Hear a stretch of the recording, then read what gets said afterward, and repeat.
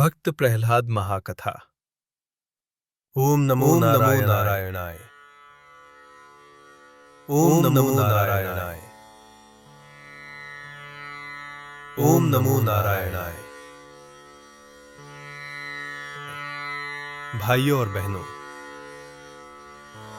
आज इस पावन समय में जहां भी आप बैठे हैं, जैसे हैं, जिस अवस्था में हैं, बस एक क्षण के लिए अपने नेत्र बंद कर लीजिए। मन को बाहर की चिंता से हटाकर अपने हृदय में भगवान श्री हरि का स्मरण कीजिए, क्योंकि जब नाम स्मरण होता है तो स्वयं भगवान वहां प्रकट हो जाते हैं। भाइयों और बहनों, आज हम जिस युग में जी रहे हैं उसे कलयुग कहा जाता है। यह वह युग है जहां सत्य कमजोर है, धैर्य कम है और अहंकार सबसे अधिक है। आज भी हम देखते हैं, जिसके पास थोड़ा सा बल आ गया, थोड़ा सा धन आ गया, थोड़ा सा पद आ गया, वो स्वयं को सबसे ऊपर समझने लगता है, और जहां अहंकार आता है वहां से भगवान की कथा शुरू होती है। आज की यह कथा केवल इतिहास नहीं है, यह आज के जीवन का दर्पण है। आज मैं आपको सुनाने जा रहा हूं भक्त प्रहलाद की महाकथा। ओम नमो नारायणाय। ओम नमो नारायणाय। ओम नमो नारायणाय। बहुत समय पहले की बात है, जब धरती पर एक ऐसा राजा हुआ जिसका नाम था हिरण्यकशिपु। वह अत्यंत शक्तिशाली था। उसके राज्य में कोई उसकी आज्ञा के विरुद्ध श्वास तक नहीं ले सकता था। लेकिन भाइयों और बहनों, शक्ति जब विवेक से अलग हो जाती है तो वह विनाश का कारण बन जाती है। हिरण्यकशिपु के मन में एक ही विचार था, मैं अमर बन जाऊं और इस संसार पर मेरा ही शासन हो। ओम नमो नारायणाय। ओम नमो नारायणाय। ओम नमो नारायणाय। ओम नमो नारायणाय। ओम नमो नारायणाय। ओम नमो नारायणाय। ओम नमो नारायणाय। हिरण्यकशिपु ने वन का मार्ग पकड़ा। न भोजन, न जल, न विश्राम। वर्षों तक वह एक ही स्थान पर खड़ा रहा। सूर्य की तपन, वर्षा की धार, शीत की ठंड, लेकिन उसका तप न टूटा। धीरे धीरे उसके शरीर पर दीमक जम गई, लताएं उगाईं, लेकिन भीतर जल रही थी केवल एक आग, अहंकार की आग। ओम नमो नारायणाय। ओम नमो नारायणाय। ओम नमो नारायणाय। जब तप असहनीय हो गया तो ब्रह्मा जी प्रकट हुए। ओम नमो नारायणाय। ओम नमो नारायणाय। ओम नमो नारायणाय। ब्रह्मा जी ने कहा, वत्स हिरण्यकशिपु, तुम्हारे तप से मैं प्रसन्न हूं, वर मांगो। हिरण्यकशिपु ने हाथ जोड़कर कहा, प्रभु, मुझे ऐसा वर दीजिए कि मेरी मृत्यु असंभव हो जाए। न दिन में मरूं, न रात में, न भीतर, न बाहर, न अस्त्र से, न शस्त्र से, न मनुष्य से, न पशु से। भाइयों और बहनों, क्या ऐसा वरदान वास्तव में अमरता देता है, या अहंकार को और बढ़ा देता है? वरदान पाते ही हिरण्यकशिपु के मन में ईश्वर का भय समाप्त हो गया।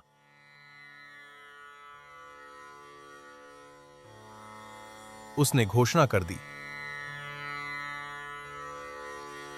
अब इस संसार में कोई भगवान विष्णु नहीं, मैं ही भगवान हूं।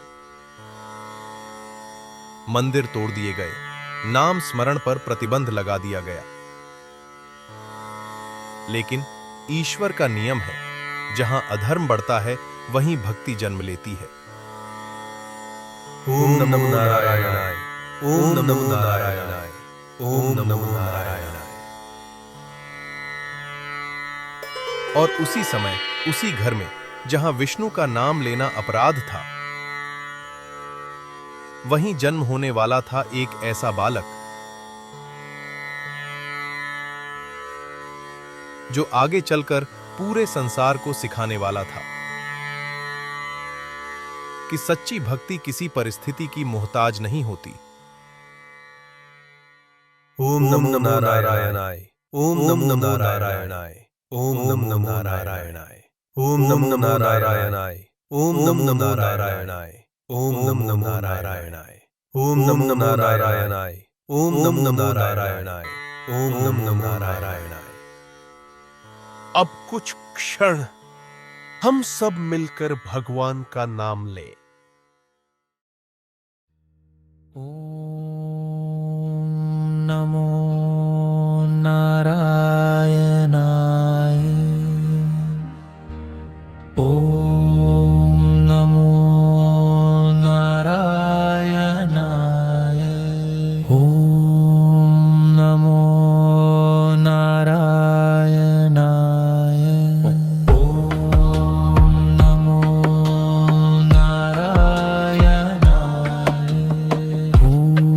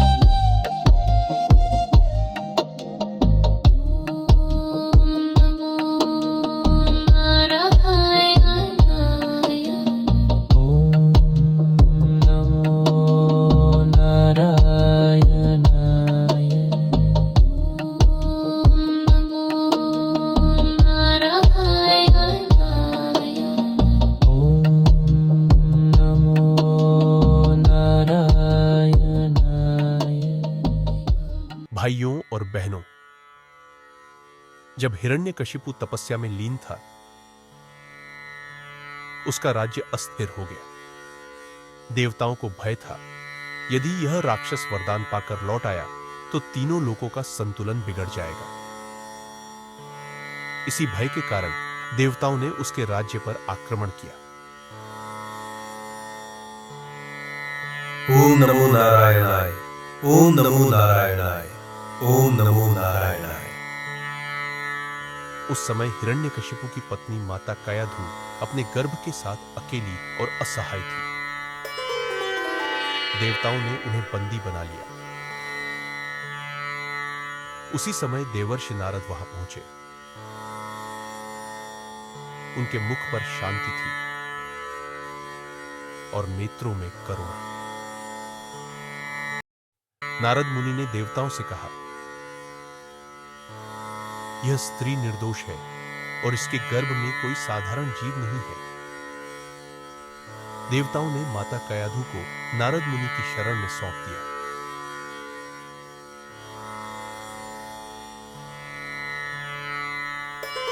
माता कायाधु नारद मुनि के आश्रम में रहने लगी।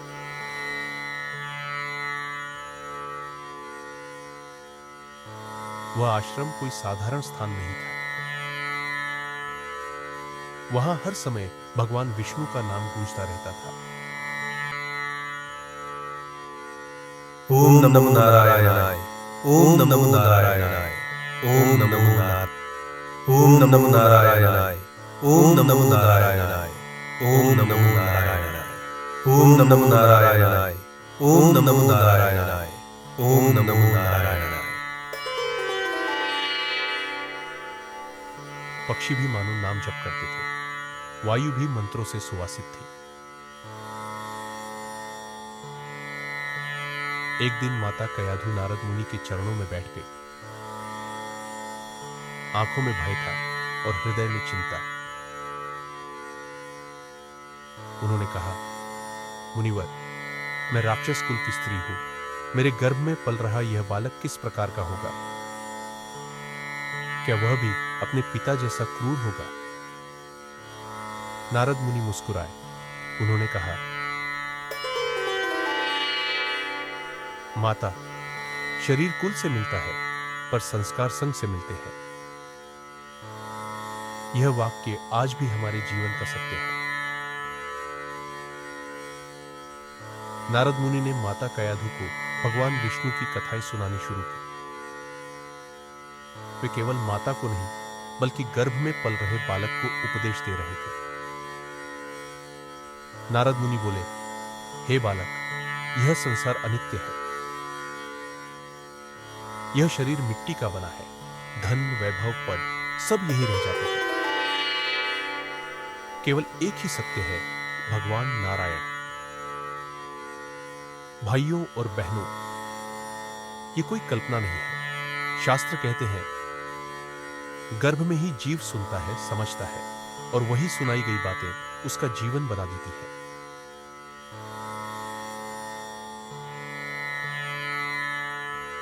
ओम नमो नारायणाय, ओम नमो नारायणाय, ओम नमो नारायणाय, ओम नमो नारायणाय, ओम नमो नारायणाय, ओम नमो नारायणाय, ओम नमो नारायणाय, ओम नमो नारायणाय, ओम नमो नारायणाय।